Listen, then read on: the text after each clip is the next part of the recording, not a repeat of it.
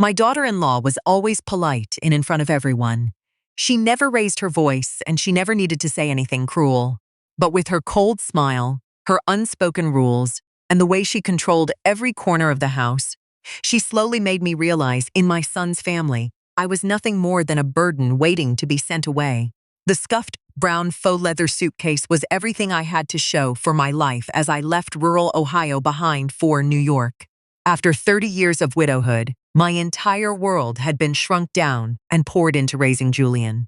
But lately, my arthritis had become brutal, and when the doctor warned me that living alone in the countryside was no longer safe, Julian insisted I move in with him. Standing in the middle of the chaotic, echoing cavern of Penn Station, I felt incredibly small, my hand trembling as I gripped my son's arm. He smiled down at me, but his eyes kept darting back to the buzzing screen of his phone. Standing just a step behind him was Meredith.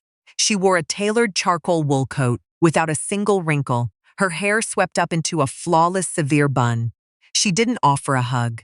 Instead, she extended a hand polite but perfectly measured to maintain a distinct boundary. "Welcome to New York, Eleanor," she said. "Traffic heading out of the city is pretty brutal today." On the drive, I tried to break the ice by chatting about the upcoming harvest back home, but Meredith's attention remained fixed on her tablet, her fingers clicking rapidly across the screen. Their house in the suburbs of Long Island was stunning, but it was suffocatingly minimalist. There were no handmade lace runners, no lingering scent of baking vanilla. Everything was sterile, polished, and cold. Meredith led me up to the second-floor guest room. It was stark, just a bed, a dresser, and a small vase of dried lavender. "Get some rest," Meredith said, her hand on the doorknob. "I've already programmed the smart thermostat for your room." She closed the door quietly behind her. I sat on the edge of the mattress, watching the shadows stretch across the unfamiliar walls as darkness fell.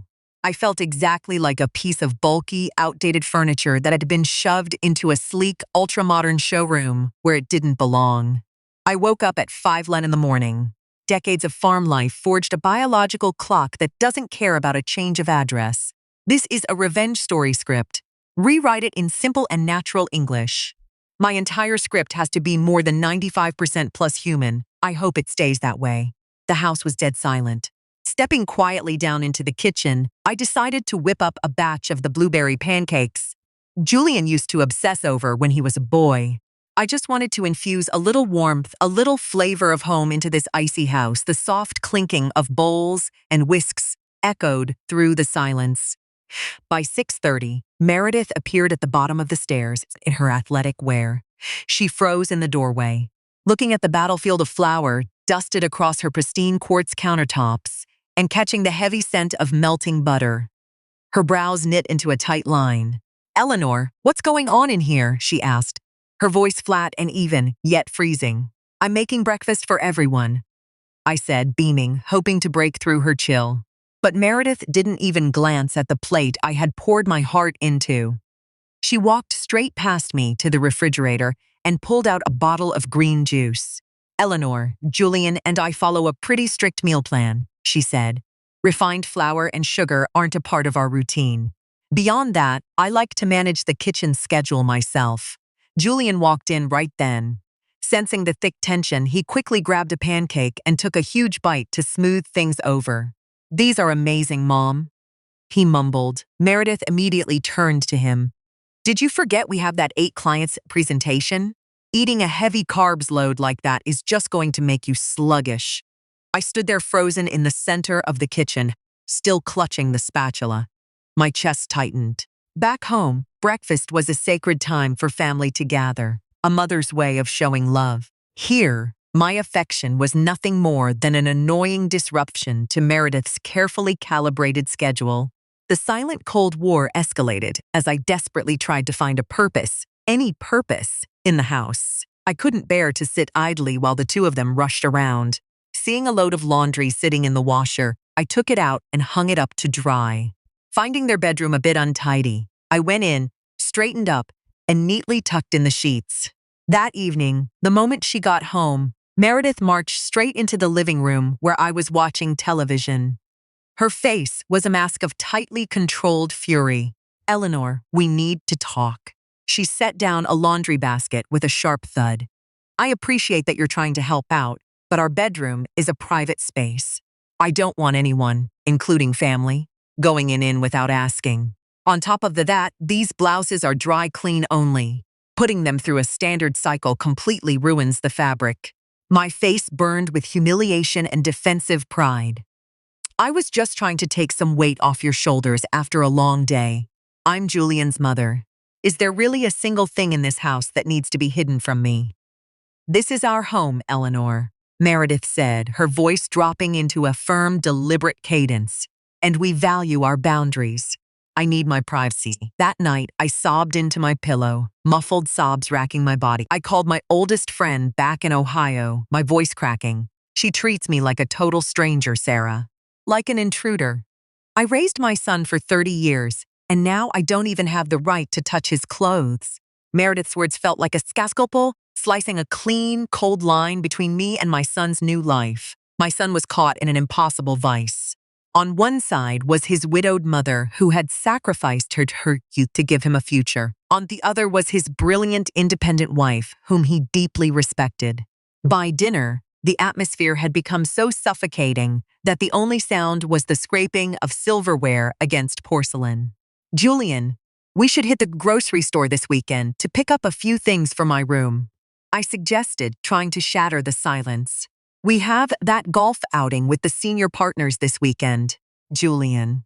Meredith interrupted smoothly, her eyes never leaving her salad. I dropped my fork, the hurt boiling over. Work, always work. Julian, can't you spare just one day for your mother?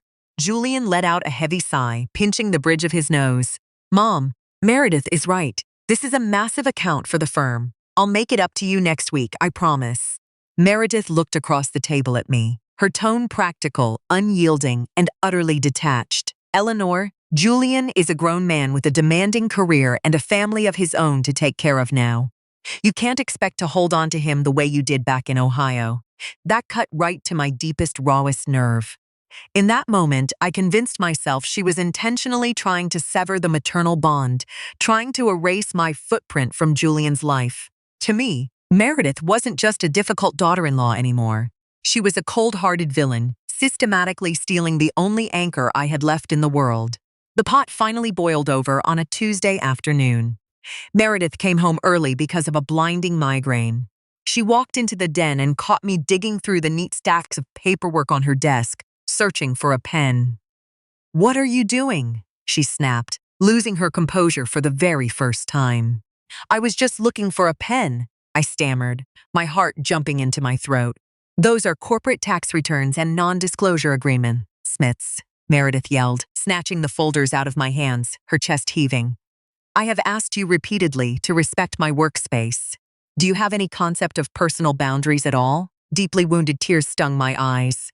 You're accusing me of disrespect. I am your mother-in-law. I have swallowed my pride every single day since I arrived. You are cold. You are selfish. And you don't have a single drop of family decency in you. Right then, the front door clicked open. Julian walked into the house, stepping right into the crossfire, looking completely overwhelmed. Meredith turned to him, her voice trembling but resolute. Julian, I can't live like this anymore. This constant invasion of privacy is destroying my peace of mind and fracturing our marriage. We need a real solution. I think it's time we look into one of those high-end assisted living communities nearby. I felt the blood drain from my face. Assisted living. To an old-school mother like me, those words sounded like abandonment. It felt like the ultimate act of cruelty, a calculated move by my daughter-in-law to force my son to cast me aside. Julian apologized profusely and begged me to go up to my room so he could talk to Meredith alone. That night, this house was wrapped in an ominous, heavy quiet. Sleep was out of the question. The thought of being exiled to a facility, left to wither away among strangers, made my chest ache with a physical pain. Past midnight, I decided to slip downstairs to get a glass of warm water to calm my nerves. As I passed Meredith's home office, a sliver of warm light cut through the cracked door. I went to take another step, but the sound of Meredith's voice made my feet glue themselves to the hardwood floor. She was on a FaceTime call with her mother out in California. I shrank back into the shadows of the hallway, my heart pounding with resentment, fully expecting to hear her tearing me apart to find sympathy. "Mom, I am just so exhausted," Meredith whispered. Her voice was cracked, completely stripped of that polished Teflon exterior. "I know how much Eleanor sacrificed to raise Julian by herself, but every time she forces herself to do all the chores, the cooking, the cleaning, I'm overwhelmed with guilt. I feel like a total failure in my own home. It's like she won't even give me the space to take care of my husband in my own way." I froze. I pressed my palm against the hallway wall, barely breathing, listening intently. Inside the room, Meredith reached up to wipe a stray tear from her cheek. It was the first time I had ever seen her cry. I remained hidden in the darkness, captivated by the raw honesty coming through the doorway. Her mother murmured something comforting on the other end, and Meredith let out a long, ragged sigh. "I don't hate her, Mom. I don't. I just want her to rest," Meredith confessed, her voice thick with emotion. "For 3 years, her entire identity has been Julian's mom.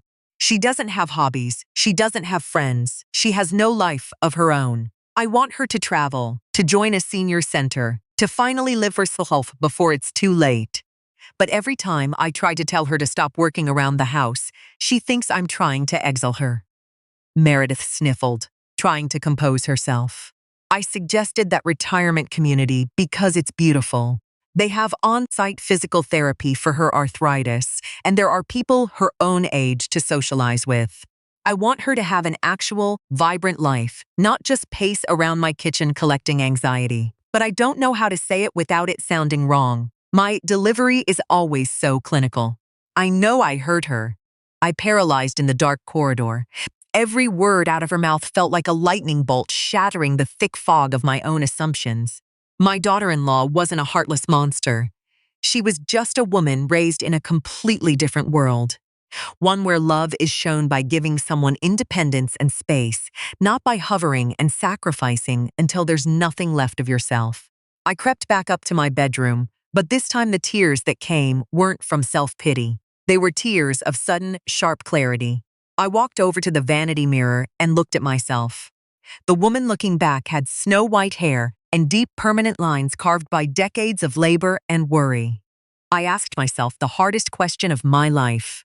Since the day my husband died, have I ever done a single thing just for me? The truth was devastating. No, I had turned my son into my singular reason for existing. And when he built a life of his own, I took that entire suffocating weight of motherly love and dumped it onto his new marriage, turning my acts of service into an invisible cage that was choking his wifing. I finally understood that Meredith wasn't wrong for protecting her space. A young marriage needs room to breathe and grow. My stubborn interference was only stalling them and making me miserable in the process. I already finished raising him. Sing him, I thought to myself. Sacrifice shouldn't become a chain that locks 2 generations into resentment. It was time for me to learn a lesson I had never been taught back in Ohio: the grace of letting go and the courage to love myself. The next morning, the tension at the breakfast table was thick enough to cut with a knife. Julian sat staring into his coffee, his face pale and exhausted from a sleepless night, while Meredith quietly prepped her mug, steeling herself for a brutal conversation that neither of them knew how to begin. I walked downstairs, dressed neatly in a casual blouse and slacks.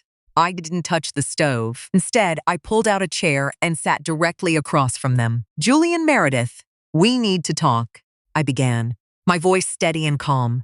Julian instantly grabbed my hand, panic in his eyes. "Mom, about yesterday." I smiled softly and gently patted his hand to silence him.